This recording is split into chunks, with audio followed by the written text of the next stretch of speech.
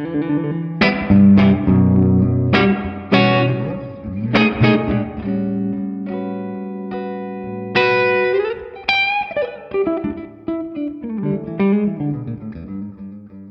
folks, back in the vault with Daniel, and we've got probably one of the best looking Strats I've ever seen. I absolutely love this. This, to me, I'm between two kind of, for me, my personal dream Strat would be this, or like the Mark Knopfler red one. But this is absolutely stunning. Yeah, it's kind of, you know, the quintessential Strat. When a lot of people close their eyes and they think of a Strat, they think of a maple neck, sunburst, single ply, white guard, 50s, yeah, rock and roll machine, which is exactly what this is. And I love seeing guitars like this because it just reminds me of why relic guitars exist. Yes. Because this is what all relic guitars want to be when they grow up. Yeah. It's just, I mean, look at this. It is beat up and down. By the way, I'm glad we're showing this. We're talking about this because it's important to understand that the vault is not just for case queens. It's not just for pristine, you know, like time capsule examples. We have things in here that we consider to be some of the finest examples of something. And finest, it is a guitar. So the thing is, if it's an amazing playing and sounding guitar, it's going to be in here. And this is one of these guitars. It is, I mean, you look at it and you know what it's going to be. Yeah. You plug it in and it delivers exactly what you think it's going to deliver. Yeah.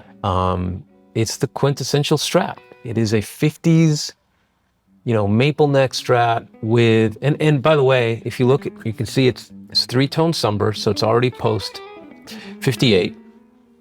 It is a 58, but what I mean is it's post early 58 when they transitioned to the three-tone sunburst color.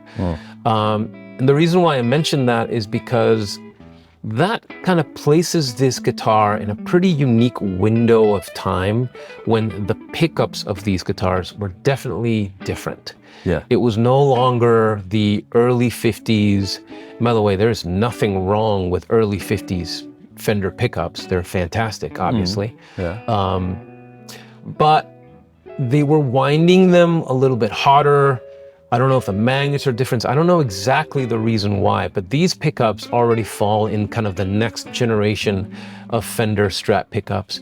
And these, some people think that these are the best pickups, the best era. Right, okay. They're hotter, they're somehow warmer. The earlier stuff is a little bit brighter, perhaps. But you know, it's silly because every time I talk about this stuff, you have to always mention that it all depends on the player, right? Yeah. I can make any of these guitars sound horrible, but you know, the right hand technique can bring up some of these qualities that I'm talking about more than with some players than others. But the player being the same, these pickups are definitely different. Yeah.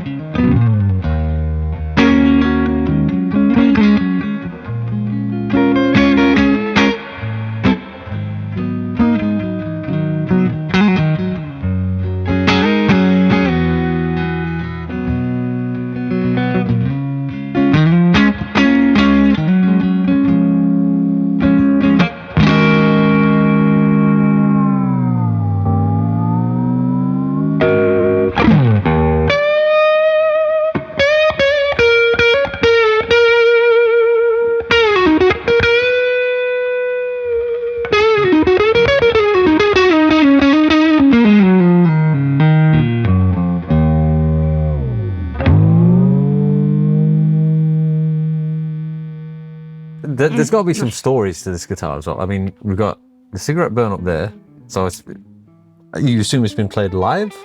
Oh, not only that, there's a signature on the back of this guitar. Yeah.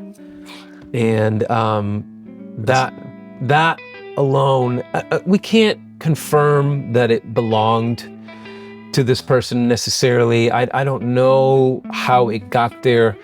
I bought this guitar as part of a very large collection. The very large collection only had 4 guitars. Just to give you an idea, this person had the most incredible collection of Marshalls I've ever seen. And you will be seeing that soon. It's mind-blowing stuff.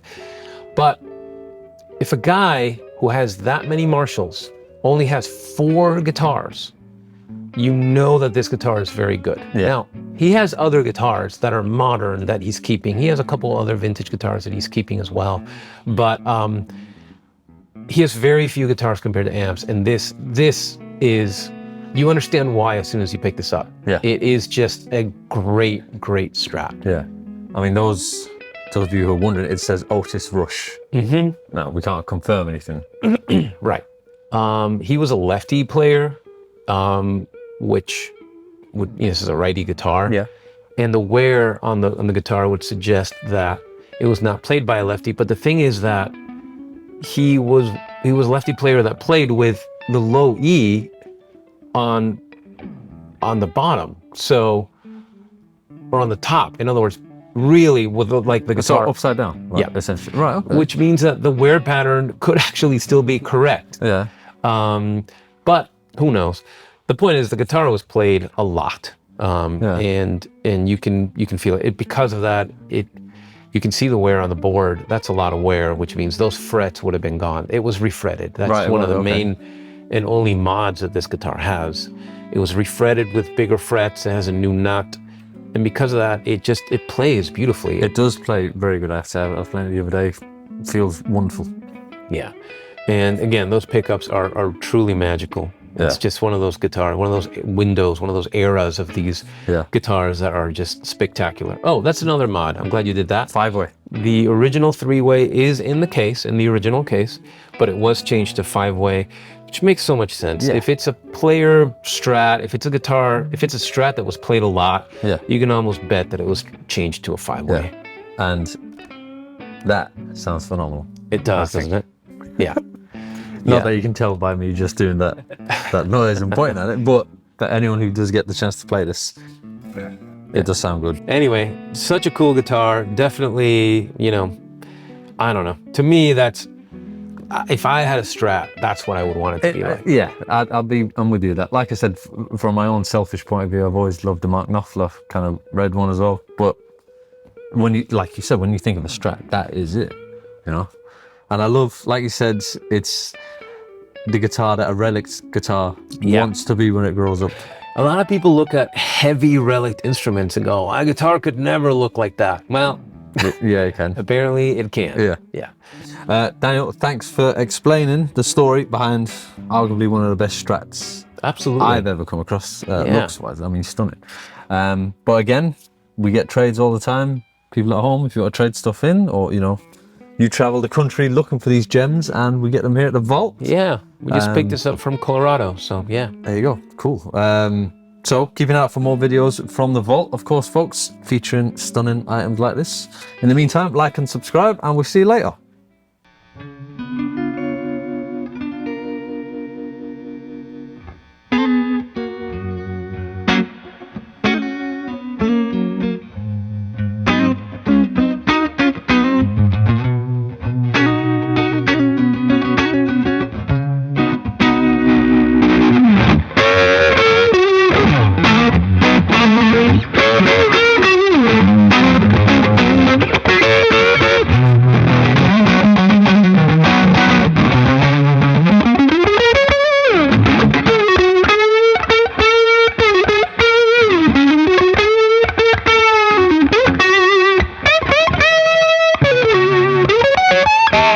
You